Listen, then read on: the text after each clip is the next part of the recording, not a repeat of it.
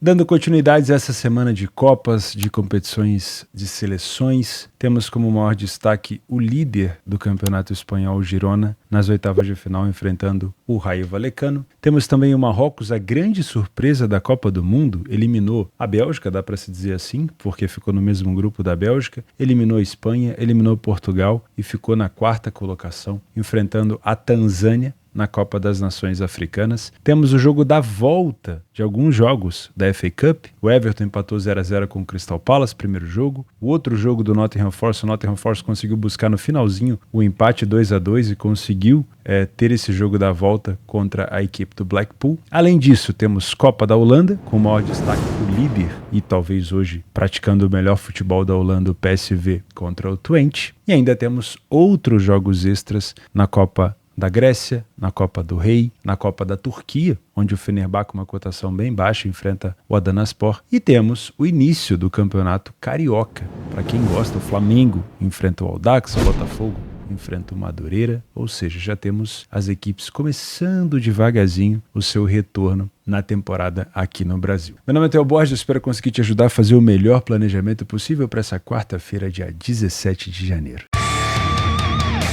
Começamos o nosso planejamento na Copa das Nações Africanas às 2 horas da tarde. O Marrocos enfrenta a Tanzânia. O Marrocos é o grande favorito para esse grupo que tem Gabão, Marrocos, Tanzânia e Zâmbia. Marrocos, para quem não se lembra, foi o grande destaque, né? Vamos dizer assim, da Copa do Mundo, vencida pela Argentina. O Marrocos eliminou a seleção da Espanha. Antes disso, na fase de grupos, ficou, se eu não me engano, na liderança ou na vice-liderança do grupo com a Croácia e a Bélgica. Grande decepção a Bélgica. Aí depois de eliminar a Espanha, o Marrocos eliminou Portugal e caiu para a França, enfrentando a Croácia na terceira colocação, perdendo, ficando na quarta colocação. Isso colocou o Marrocos no ranking da FIFA na 13ª colocação, com 1.662 pontos. Olha que loucura, né? Deixa eu ver se eu consigo ver o ranking da FIFA. Ó, Argentina, França, Inglaterra, Bélgica e Brasil, os primeiros 5 colocados. Holanda, Portugal, Espanha, Itália e Croácia, os da sexta até a 10ª colocação. Depois Uruguai, Estados Unidos e Marrocos. Marrocos na frente da Colômbia, do México, da Alemanha, do Japão, da Suíça, da Dinamarca, da Ucrânia, da Áustria, da Suécia, da Hungria, ou seja, da Polônia, do Equador, do Egito, da Sérvia, curioso, né? Da Escócia, da Turquia, Marrocos à frente dessas seleções pelo que fez na Copa do Mundo. Então é, na minha opinião, né, favorito do grupo, a não ser que a gente tenha aqui alguma coisa muito discrepante. Como eu venho indicando para vocês, pelo menos em cima do que eu tô vendo, né, da minha análise visual, essa Copa das Nações Africanas, a gente tem uma discrepância técnica entre seleções favoritas, como é o caso do Marrocos contra a Tanzânia, muito grande. Só que a gente não pode comparar 1,33, que são cotações que a gente vê, por exemplo, no Manchester City, no Bayern, no Benfica, no Porto, no Barcelona, em alguns aspectos. O Barcelona não vem tão bem, no Real Madrid. A gente não pode comparar esse nível técnico. Então, existe sim uma discrepância entre o favorito e a zebra, nesse caso aqui, mas o que a gente vai esperar do Marrocos, de qualidade de futebol apresentado, a gente tem que dosar a expectativa, né? O Egito teve dificuldade na sua estreia, teve que buscar o empate no finalzinho contra, se não me engano, contra Moçambique. E o Egito eliminou o Marrocos na Copa das Nações Africanas de 2022, nas quartas de final. O Egito é o maior campeão dessa competição. Então o Egito já começou tendo dificuldade. Senegal não, o Senegal até que teve um jogo mais tranquilo, mas não é aquele futebol atrativo de se ver, né? Não é. Muitas vezes tem erro de domínio, erro de cruzamento, erro de fundamento do jogo. Parece que as equipes estão sempre sem vontade. Às vezes sai o primeiro gol, a equipe que marcou prefere se recompor, não busca muito contra-ataque. Então, me parece uma competição mais under, com alguns jogos isolados tendo gol, e também uma competição onde o nível técnico não vai atingir tanto a sua expectativa. Então, muito cuidado com essas cotações mais baixas, tá? Eu ainda não vi, pode ser falha minha, mas eu ainda não vi uma cotação baixa que passou aquela confiança total para estar dentro. Eu não consegui ver o jogo do Senegal ontem com tanta qualidade porque tive queda de energia aqui na roça. mas eu ainda não vi assim uma confiança tão grande para estar no mercado. De qualquer maneira, eu venho para esse jogo para trabalhar ou para buscar algo a favor do Marrocos. Com essa cotação de 1,33, eu preciso de uma discrepância entre as equipes que é esperada, mas eu preciso de um Marrocos controlando o jogo. Qualquer coisa diferente disso, o Marrocos mais recuado, querendo jogar em velocidade, chamando a Tanzânia para cima, esquece, eu não vou me posicionar nem com stake pequena numa competição com uma liquidez baixa e com a qualidade reduzida. Prefiro guardar a minha stake para as competições onde eu tenho mais liquidez e onde eu tenho mais confiança nas equipes. Né? Então, é um planejamento para esse jogo de curiosidade. Se ele me surpreender, eu vou estar dentro e eu aconselho você, se você puder nesse horário, acompanhar também. Tá? Para você que é um punter, é muito provável que o Marrocos vença esse jogo, mas sinceramente, eu esperaria uma cotação um pouco mais alta. Quem sabe ele empatando o primeiro tempo, podendo, né, buscar uma vitória no segundo tempo. Tivemos outras seleções que são ditas mais fracas que surpreenderam a vida de outras. Então, quem sabe o Marrocos saindo atrás do placar ou empatando até o final, buscar alguma coisa numa dupla chance, o empate anula do Marrocos pode ser interessante. Tá bom? Saindo da Copa das Nações Africanas, vamos para FA Cup às 16h45, o jogo da volta. Primeiro jogo entre Everton e Crystal Palace, lá na casa do Crystal, 0-0. Antes da gente começar, vou pedir o teu like nesse vídeo, que ajuda muito para o YouTube entender que é um conteúdo legal para divulgar para novas pessoas. Também fica o convite, se você não é inscrito nesse canal, verifica se você não é inscrito. Tem várias pessoas, mais de 40%, que assistem sem ser inscritos. Às vezes você esqueceu de se inscrever, passou batido, o YouTube continua te recomendando, então se você puder se inscrever, é sempre muito legal. Se bem que a métrica do YouTube hoje nem é inscrito, né? É a quantidade de tempo que você continua aqui comigo, me assistindo. Então é sempre bom ter você por aqui. Tá? Não esquece, PDF de apoio para quem é membro do canal e também conteúdos exclusivos como pós-planejamento 2 vezes na semana. Tem sempre pessoas que perguntam, pô, Théo, você podia fazer um vídeo comentando sobre o que você fez na semana? Ele existe. 2 vezes na semana eu faço. Para quem é membro do canal, o valor é totalmente simbólico, é só para você ajudar mesmo na criação do conteúdo se você quiser. Então é só se tornar membro. Tem o link aqui embaixo e tem também um botão aqui embaixo. Se você não estiver vendo o botão, ele está no link da descrição do vídeo, tá bom? Everton e Crystal Palace. Eu vou utilizar o PDF porque é um confronto de Premier League dentro da FA Cup, tá? Um jogo de duas equipes que nitidamente não estão tão bem. O Everton teve aquele pico de melhora logo depois que perdeu os pontos. Me parece que foi assim uma parte muito emocional. Olha, perdemos os pontos, vamos nos unir, vamos demonstrar que isso aqui foi uma injustiça, vamos mostrar um bom futebol e pumba, o Everton foi lá em cima. Porém, nos últimos jogos, o Everton já começou a apresentar um pouco de dificuldade. Esse jogo contra o City, que foi uma virada por 3-1, foi o último jogo que eu me lembro do Everton fazendo uma boa partida. Sinceramente, saiu na frente, complicou a vida do City, o City, né, teve dificuldade para virar o jogo. Não estou levando em consideração o resultado, e sim o futebol aplicado. Contra o Tottenham também tinha sido uma excelente partida, mesmo tendo perdido. No último lance, o Everton praticamente fez um gol de empate, a bola não entrou. Foi também um jogo muito bom. Mas dali pra frente, eu não gostei do jogo contra o Wolves. O jogo contra o Crystal Palace no jogo de ida foi bem xoxo. E teve o 0-0 contra o Aston Villa, que teoricamente, pelo Aston Villa estar disputando a liderança, acaba não sendo um resultado ruim. Mas se você somar, já são 6 jogos sem vitória. Então, por mais que seja uma equipe hoje que ainda pode, quem sabe, buscar a recuperação dos pontos e tudo mais. Mas quando a gente olha para a tabela de classificação na Premier League e começa a ver uma equipe aqui com 17 pontos, 1 ponto na frente do Luton Town e 5 pontos ali na frente do Burnley, hoje eu acho que o Luton é o adversário direto, eu não tô assim conseguindo ver o Everton, se não conseguir manter aquele futebol agradável que fez até contra o City, Tottenham City, não tô conseguindo ver o Everton muito sólido nessa disputa contra o rebaixamento. Antes, naquele momento, eu imaginava um Everton, mesmo tendo perdido pontos, tranquilo. Agora já nem tanto, porque o Brentford melhorou, o Forest continua pontuando em casa e o Everton começou a ter essa dificuldade de pontuar, né? Para critério de comparação, o Crystal Palace está na 14ª colocação com 21 pontos, 4, né, a mais do que a equipe do Everton. Enfim, olha como é parecido as duas equipes na análise das estatísticas, né? As duas equipes têm uma iniciativa, foi o primeiro a marcar em torno de 40 a 45% dos jogos. Não é algo muito agradável. As duas equipes têm uma média de gols marcados idêntica.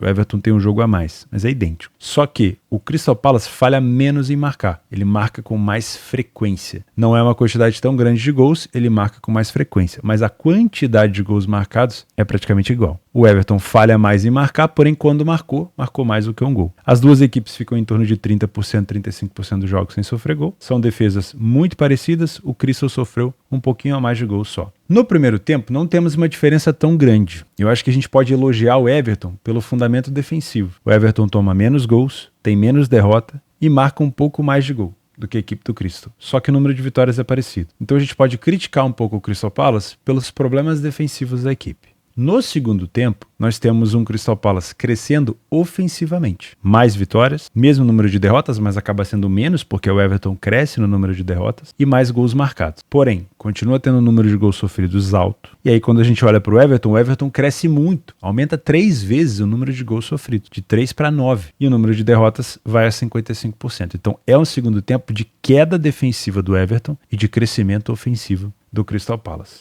Nas questões de gols, né, principalmente os gols de cabeça, as especialidades que eu costumo chamar de os gols, nós temos um Everton utilizando muitos escanteios e o Crystal sofre gol com frequência de bola aérea, principalmente de cabeça. Então, num jogo truncado como esse, a bola aérea pode ser importante, principalmente os escanteios do Everton. Para você que é um trader, se você estiver trabalhando contra o Everton começou a criar escanteio demais, eu te aconselho a rever a sua posição porque pode ser uma situação perigosa. Gols de escanteio do Everton podem ser, sim, situações eminentes, tá? E aqui, o que eu mais gosto, principalmente por ser um jogo de Copa e se o jogo tiver desempatado no final, os momentos que o Everton mais sofre gol, a partir dos 50 do primeiro tempo, mas crescendo muito nos minutos finais. No total, 75% dos gols do Everton são sofridos no segundo tempo e quase 30% depois dos 80 a equipe marca. O time do Crystal marca quase 46% dos seus gols depois do minuto 70 e sofre bastante também nos últimos minutos. Como eu falei, por se tratar de um jogo de Copa e é um jogo decisivo, porque o jogo de ida ficou 0-0, podemos ter aqui um jogo 1-0 para o Everton com o Crystal Palace se expondo no final, ou 1-0 para o Crystal com o Everton se expondo no final. Pode ser interessante porque pode sempre sobrar ali um contra-ataque. Se você é um trader como eu, sinceramente,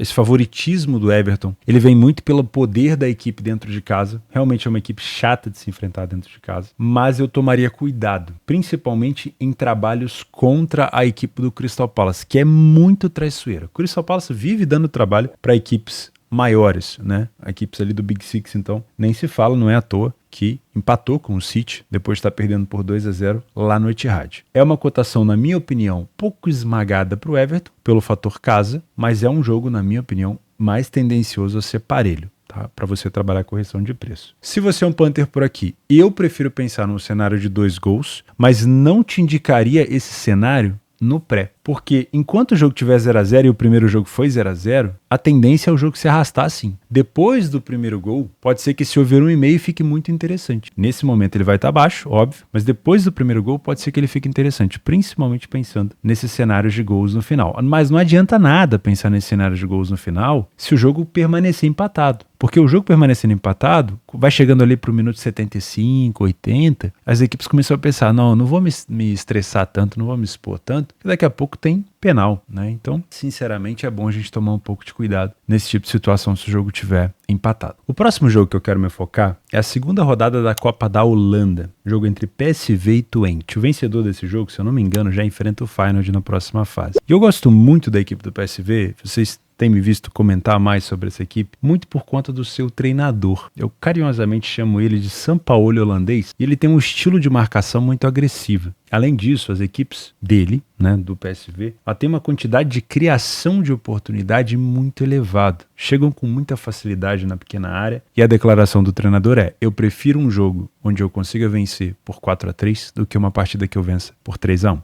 Então é um estilo muito agressivo de marcação, uma recuperação que é trabalhada para ser feita de forma muito rápida. Os jogadores chegam a abandonar as suas posições de origem para poder cobrir os passes da bola, né, para poder recuperar o mais rápido possível, e isso, óbvio, quando dá errado, gera espaço para o adversário. Então eu venho para trabalhar gols nesse jogo. É um jogo único. 1,44 é a cotação do PSV. Sinceramente, eu não sei se eu venho para trabalhar a favor do PSV, mas eu quero muito ficar de olho em gols. Vamos dar uma olhada aqui nas estatísticas, utilizando, obviamente, a Eredivisie, né, campeonato holandês, mas saiba que esse aqui é um jogo de Copa. O PSV venceu 100% dos jogos que fez em casa nessa temporada na Eredivisie, saiu na frente em quase 90% dos jogos, não falhou em marcar obviamente nenhum jogo, e em mais de 55% desses jogos ele não sofre gol. Excelente ataque, com uma média de 3,2 gols marcados por jogo e excelente defesa, né? Ou seja, mesmo correndo risco nessa de recuperar a bola com muita intensidade, muita rapidez, ele consegue neutralizar esse risco, né? O Twente, fora de casa, não é uma equipe tão forte fora, né? Geralmente, principalmente principalmente no campeonato passado, foi muito forte em casa. Não venceu mais do que 50% dos jogos, mas ainda assim é um número bom. 75% das vezes sai na frente do placar fora de casa. Isso é o primeiro risco do PSV por aqui, porque me parece uma equipe com muita iniciativa. Não falha tanto em marcar, passa de uma média de 2 gols por jogo, mas tem sofrido com um pouco mais de frequência do que a equipe do PSV. O primeiro tempo das duas equipes é excelente. O PSV tem um pouco mais de vitória, também perde um pouquinho mais. O Twente já não tem derrota nenhuma no primeiro tempo, tem um número elevado de vitórias. As duas equipes têm bastante gols marcados e poucos gols sofridos. No segundo tempo, temos uma queda visível do Twente, principalmente defensivamente. Passa a sofrer 7 gols, no primeiro tempo sofreu apenas 1. Reduz o número de vitórias, aumenta consideravelmente o número de derrotas, mas mantém o número de gols marcados elevado. O PSV continua tendo um número de vitórias maior, continua tendo poucas derrotas, agora 0 número de derrotas, e aumenta o poderio ofensivo pra caramba no segundo tempo. As duas equipes são muito boas na bola aérea, mas nenhuma delas tem sofrido tanto nesse fundamento. E nós temos, para quem gosta, aquela característica de gols no final. O Twente principalmente sofre muito no segundo tempo, depois do minuto 50, 80, quase 88% dos gols sofridos na segunda etapa e 50% depois dos 70 minutos. A equipe do PSV sofreu 60% dos seus gols nos últimos 20 minutos de jogo. E eu acompanhei o último jogo do PSV dentro de casa contra a equipe do Excelsior. E ele sofreu um gol no finalzinho aqui aos 82 minutos. Estava trabalhando o over à frente nesse jogo. Consegui encontrar o gol do PSV ali próximo dos 70 minutos e depois 3-1. Né, o gol de honra do Excelsior aos 82. Então o PSV sofre bastante nos últimos minutos, talvez por desconcentração, né, quando já está vencendo, mas também costuma marcar nesses últimos minutos. Se você é um trader por aqui, você pode até procurar, quem sabe, estar a favor do favorito, se ele te der sinal, mas eu venho, assim, com uma desconfiança um pouco maior por ser um jogo de Copa, tá? Talvez o PSV entrando com uma escalação não tão titular, talvez o PSV com uma motivação um pouco reduzida, né? A gente pode acompanhar isso no ao vivo para tirar as nossas conclusões. É uma cotação muito agradável, mas ela precisa, né? O PSV precisa surpreender a gente nesse jogo, não pelo que ele vem apresentando, porque ele é bom tanto no primeiro quanto no segundo tempo, mas uma surpresa mais por querer jogar essa Copa, né?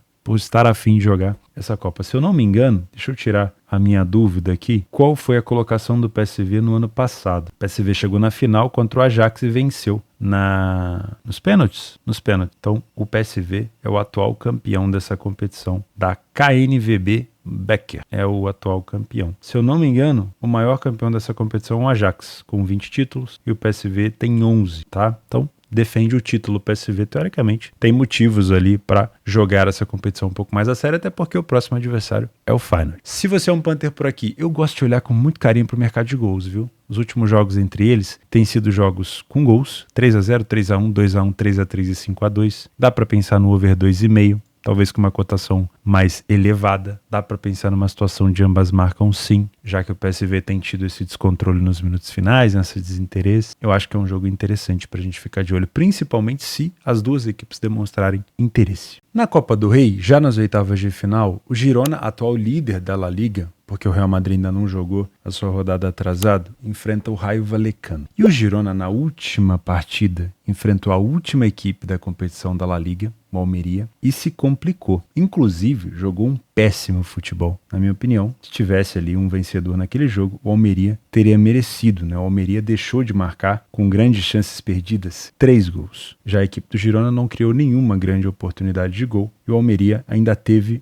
um XG, né? Os gols esperados de 1,75 contra 0,25 do Girona. E eu lembro, na hora de fazer o planejamento desse jogo contra o Almeria, que eu comentei o seguinte: se quiser ser campeão, tem que vencer esse tipo de jogo. Porque time favorito, time grande, quando joga mal, dá um jeito de vencer. Ontem, por exemplo, o Galatasaray não jogou nada contra o Kayserispor. Uma cotação extremamente esmagada, um primeiro tempo aberto, dando espaço para o adversário. Segundo tempo, o Galatasaray deu um jeito de arrumar um pênalti lá e venceu por 2-1. Poderia ter se complicado? Sim. Mas é aquela coisa, o time grande joga mal e dá um jeito. Nem sempre, mas na maioria das vezes. O time menor, o time pequeno, quando ele joga mal, é muito difícil de vencer. E o Girona fez uma péssima partida contra o Almeria. E agora, tem o Rayo Vallecano no intervalo, né, nas oitavas de final, no intervalo logo antes de um confronto contra o Sevilha. Sequência do Girona agora na La Liga é Sevilha, Celta Vigo fora e Sociedad em casa. Então, por mais que esteja ainda numa sequência sem derrotas de 15 jogos, vai começar a apertar no calo do Girona essa decisão de focar em uma competição. Dá para levar a Copa do Rei para frente? Dá para passar pelo Vallecano, o Girona pelo mercado é favorito. Mas, tendo vacilado contra o Almeria, o Real Madrid provavelmente, próximo jogo do Real Madrid, deixa eu só fazer uma consulta aqui, é contra o próprio Almeria no Bernabéu. Então é provável que o Real Madrid não vacile o que o Girona vacilou. E aí o Real Madrid vai abrir 2 pontos, provavelmente, de diferença para o Girona. Já começa aquela situação, né? Jogo onde o Girona não pode vacilar, ele vacila, o Real Madrid vai lá e não vacila. Isso é, claro, tô tirando conclusões precipitadas, mas eu acho muito provável, você deve concordar comigo, que o Real Madrid tem tudo para vencer o Almeria na sua casa. Então o Girona vai ter que começar a pensar, cara, não posso vacilar. O próximo adversário, que é o Sevilha, tá na 17ª colocação. O Sevilha briga contra o rebaixamento, então é um jogo onde o Sevilha, se perder, vai vender caro essa derrota. Não vem jogando bem, mas é um time de história, tradição, tem camisa. E vai pegar um Girona que tá passando talvez por uma temporada aleatória, muito boa. Então o Girona provavelmente vai ter dificuldade contra o Sevilha. E essa partida contra o Sevilha, também conectada com a partida anterior contra o Almeria, vai causar uma pressão no Girona para tentar se decidir. O foco é aqui ou lá? Nas duas eu acho difícil, né? Então é provável que o Girona talvez entre um pouco mais ligado por ter um mau resultado contra o Almeria? Eu acho que sim, um pouco mais ligado é interessante. Agora, focado nesse jogo eu acho difícil. Acho que o foco do Girona tá no jogo contra o Sevilha, para dar logo uma resposta. Porque o Real Madrid, deixa eu ver uma sequência do Real Madrid aqui nos próximos jogos. Dependendo da sequência do Real Madrid, o Girona pode começar a comer poeira, né? Os próximos jogos do Girona, na La Liga, Sevilha, Celta, Real Sociedad, Real Madrid, lá na casa do Real, Bilbao fora e o próprio Rayo Vallecano em casa. Uma sequência chata. Já a sequência do Real Madrid, deixa eu conferir. Real Madrid pega agora o Atlético de Madrid nas oitavas de final da Copa do Rei, aí pega o Almeria, um adversário fácil, o Las Palmas fora, que é um adversário difícil, Getafe fora, Atlético de Madrid e Girona. Também é uma tabela chata para o Real Madrid. Tirando o Getafe e o Almeria, que eu acho que são adversários mais tranquilos para o Real Madrid, Las Palmas, Atlético de Madrid e Girona, respectivamente, são adversários difíceis. Então, isso pode fazer com que o Girona olhe com mais carinho para a La Liga e possa se complicar aqui na Copa do Rei. Mas vamos tentar encontrar como o favorito pode se dar bem hoje ou pode se complicar contra o Vallecano. Primeiro de tudo, o Vallecano tem sido um time muito bom defensivamente. Não sofreu uma média de 1 gol por jogo ainda, fora de casa na La Liga. Estou analisando o jogo da Copa do Rei, mas obviamente vocês conseguem entender que é o mesmo nível de enfrentamento, tá? O Rayo Vallecano saiu na frente em 50% dos jogos contra 60% do Girona, não é uma distância tão grande. Girona tem mais vitórias, mas sinceramente me parece um Vallecano perigoso. Só que a parte ofensiva, o Girona tem uma larga vantagem, 2,5 de média contra apenas 0,90. O primeiro tempo do Girona é superior na parte ofensiva, mas inferior na parte defensiva. Olha que curioso. Não tem o Rayo Vallecano o número de gols marcados como o do Girona, mas tem uma defesa sólida. Tomou apenas 1 gol e perdeu apenas 10% das primeiras etapas. O Girona também perde pouco, mas tomou 7 gols. No segundo tempo, o Girona continua tendo um excelente poderio ofensivo, continua tomando uma quantidade alta de gols, mas também continua tendo mais vitórias e nesse momento tem menos derrotas, né? O segundo tempo do Vallecano é mais desorganizado defensivamente e não é uma equipe que consegue crescer tanto na parte ofensiva. A bola aérea do Girona tem sido muito letal, talvez encontrando um Rayo Vallecano mais fechado, o Girona possa utilizar desse fundamento. E nos momentos dos gols nós temos o Vallecano com dificuldades no segundo tempo, principalmente a partir do minuto 60. Já o Girona tem sofrido bastante gol nos primeiros minutos de jogo, atenção, e tem deixado para marcar seus gols do meio do primeiro tempo para o segundo. Então toma cuidado aqui, ó. O Rayo Vallecano marca bastante nos minutos iniciais, dos 11 aos 30, e o time do Girona tem sofrido muito até os 30. Cuidado então com aquele fator ali em cima, ó, que é o fator de sair na frente do placar. Esse aqui, ó, ok? Se você é um trader, sinceramente, eu te aconselho a vir aqui consultar o comportamento do Girona. Se for uma equipe que coloca os titulares em campo, que dá a entender dentro de campo, que está focado também nas duas competições, vai ficar difícil para o Vallecano. Principalmente porque o Vallecano ele tem sim um bom primeiro tempo, mas ele tem uma queda maior no segundo. Agora, se for um Girona, mesmo titular, mais desfocado, que cede oportunidade para o Vallecano, aí é complicado, porque por mais que o Girona tenha ofensivamente números melhores, defensivamente o Girona cede oportunidade. E contra o Almeria, que foi a pior equipe da La Liga até o momento, cedeu muitas oportunidades, ok? Então talvez essa chegada do Real Madrid agora para poder abrir 2 pontos e essa sequência de jogos possa tirar um pouco desse foco do Girona e para mim é um favorito que pode se complicar por aqui. Se você é um Panther, se você quiser trabalhar a favor do Girona, eu te aconselho pelo menos pensar no empate anula, mas com uma cotação um pouquinho mais alta. Não duvido que o Vallecano também possa marcar gol por aqui. E se o Vallecano estiver na frente do placar, o Girona pode utilizar da bola aérea para tentar buscar a recuperação, tá? Eu só trabalharia mercado de gols e o histórico entre eles é bom. O over 2,5 aconteceu em 6 das últimas 7 vezes que eles se enfrentaram. O Girona sofreu nas últimas 7 partidas consecutivas que enfrentou o Real Vallecano e o Vallecano sofreu nas últimas 4 consecutivas. Tivemos um ambas marcam também em 6 de 7. Então o histórico deles é bom, mas eu prefiro pensar em gols depois que o jogo já estiver desempatado, tá bom? Nas opções de jogos extras para tua grade de trabalho, temos em Israel, Maccabi Haifa, às 15 horas. O Fenerbahçe na Copa da Turquia enfrentando o Adanaspor. Ainda é uma fase bem inicial, então toma cuidado, é favorito, mas talvez utilize um time um pouco mesclado, tá? Bom sempre tomar cuidado. Temos também em Israel o clássico aqui em Tel Aviv, o Maccabi contra o Hapoel. Dos favoritos que podem se complicar, já falamos do Everton com uma cotação mais baixa. Temos o Force enfrentando o Blackpool, é favorito, mas no primeiro jogo o Force teve problemas, né? Principalmente em casa. E o Girona, que pode estar talvez, quem sabe, um pouco mais focado na La Liga. Nos jogos para correções de preço, também nas oitavas da Copa do Rei, temos o Osasuna contra o Sociedad. O Osasuna acabou de voltar da Arábia Saudita, tendo sido eliminado pelo Barcelona. O Sociedad acabou de perder o derby basco para o Bilbao. Isso gera um pouco de pressão na equipe, hein? Vale ficar de olho nessa Real Sociedad. Nos jogos extras complementares, temos a China enfrentando o Líbano na Copa da Ásia. Copa da Grécia, jogo da volta entre o Aris contra o AEK. Primeiro jogo entre eles ficou 0-0. O primeiro jogo do Olympiacos contra o Panathinaikos também ficou empatado em 1-1. Então temos o jogo da volta aqui também. Valência e Celta de Vigo é outro jogo